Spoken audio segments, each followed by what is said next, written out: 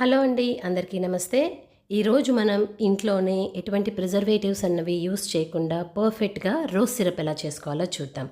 ఈ సమ్మర్లో మనం షర్బత్ కానివ్వండి, లేదు ఐస్ క్రీమ్స్, డిజర్ట్స్ ఏవి చేసుకున్నా ఈ రోజ్ సిరప్ అన్నది దాంట్లో యాడ్ చేయటం వల్ల టేస్ట్ అన్నది చాలా ఎన్హాన్స్ అవుతుంది. మనం రెగ్యులర్గా బయట రూఅబ్జా అన్నది కొంటా ఉంటాం కదండి, సేమ్ అదే ఫ్లేవర్ ఉంటుందన్నమాట. చేసుకోవటం చాలా ఈజీ. దగ్గర దగ్గర ఒక 3 నుంచి 4 నెలలు మనం దీన్ని స్టోర్ కూడా చేసుకోవచ్చు. మరి దీన్ని తయారీ విధానం చూద్దామా? ముందుగా స్టవ్ పైన ఇలా ఒక ప్యాన్ పెట్టుకొని ఒక హాఫ్ కప్ వాటర్ అన్నవి పోసుకోవాలి. ఇప్పుడు ఈ హాఫ్ కప్ వాటర్కి మనం 2 నుంచి 3 టేబుల్ స్పూన్ల రోజ్ పెటల్స్, ఇవి మార్కెట్లో కొన్న రోజ్ పెటల్స్ కాదండి, మన నాటు గులాబీలు ఉంటాయి కదా, దాని రెక్కలన్నీ తీసేసి ఎండలో ఒక 2 రోజులు ఎండబెట్టుకున్న రోజ్ పెటల్స్ అనమాట. ఈ రోజ్ పెటల్స్ అన్నవి మనకి ఆన్లైన్లో ఏ ప్రొవిజనల్ స్టోర్స్లోనైనా ఈజీగా అవైలబుల్ ఉంటుందండి. ఇవాళ రేపు మీకు కావాలి అనుకుంటే మీరు అక్కడి నుంచి అయినా సరే ఈజీగా ఆర్డర్ చేసుకోవచ్చు. ఇప్పుడు ఈ రోజ్ పెటల్స్ వేసుకున్న వాటర్ని దగ్గర దగ్గర ఒక 3 నుంచి 4 నిమిషాలు మనం బాగా మరిగించుకోవాలి. చూస్తున్నారు కదా, కలర్ అంతా వైట్గా వచ్చేస్తుందండి. పెటల్స్ కలర్ అంటే వాటర్లోకి కలర్ రిలీజ్ అవుతుందన్నమాట.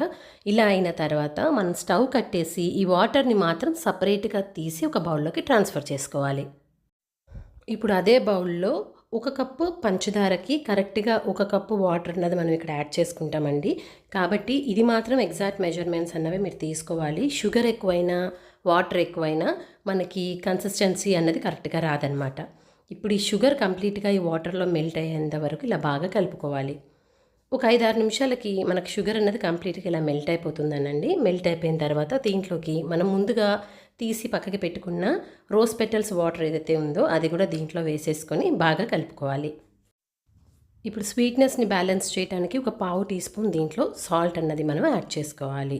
ఇంకా దీంట్లో ఒక 2 డ్రాప్స్ రెడ్ ఫుడ్ కలర్ అండి, ఆప్షనల్, కావాలి అనుకుంటే వేసుకోవచ్చు, లేకపోతే స్కిప్ చేసుకోవచ్చు. దీంట్లోకి ఒక పావు టేబుల్ స్పూన్ వెనిలా ఎసెన్స్, మీ దగ్గర రోజ్ ఎసెన్స్ ఉంటే రోజ్ ఎసెన్స్ కూడా వేసుకోవచ్చు, లేదు అంటే వెనిలా ఎసెన్స్ అయినా వేసుకోవచ్చు. ఇలా ఒక హాఫ్ నిమ్మ చెక్క అండి. నిమ్మకాయ పిండటం వల్ల ఏంటంటే మనకి షుగర్ సిరప్ ఏదైతే ఉంటుందో క్రిస్టలైజ్ అవ్వకుండా ఉంటుందన్నమాట. వీటన్నిటినీ కూడా ఎక్కువసేపు అవసరం లేదండి, దగ్గర దగ్గర ఒక 3-4 నిమిషాలు మనం ఉడకపెట్టుకుంటే సరిపోతుందన్నమాట. తీగ పాకం అన్నది అస్సలు రాకూడదు. ఇంకొకటి ఏంటంటే మీరు దాన్ని గనక ఇలా సిరప్ని టచ్ చేస్తుంటే మీకు సాఫ్ట్గా జిగురుగా తగలాలి, కానీ పాకం అన్నది అస్సలు పట్టకూడదు. చూస్తున్నారు కదా, ఇలా ఉన్నప్పుడు మనం స్టవ్ కట్టేసి దీన్ని కంప్లీట్గా ఆరబెట్టుకోవాలి. ఇలా ఆరిపోయిన సిరప్ని మనము గ్లాస్ జార్లో కనుక తీసుకొని పెట్టుకుంటే దగ్గర దగ్గర 3 నుంచి 4 నెలల వరకు స్టోర్ చేసుకోవచ్చండి.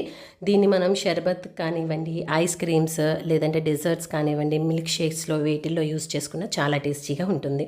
మరి ఇంకెందుకు ఆలస్యం, ఎటువంటి ప్రిజర్వేటివ్స్ అన్నవి యూస్ చేయకుండా రోజ్ సిరప్ మనం ఇంట్లోనే ఎలా రెడీ చేసుకోవాలి అని ఈజీ రెసిపీ నేను మీతో షేర్ చేసుకున్నాను కదా.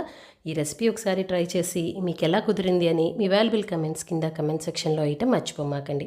ఈ వీడియో నచ్చినట్లయితే ఒక లైక్ చేయండి, మీ ఫ్రెండ్స్ అండ్ రిలేటివ్స్ అందరితో షేర్ చేయండి. Thank you so much.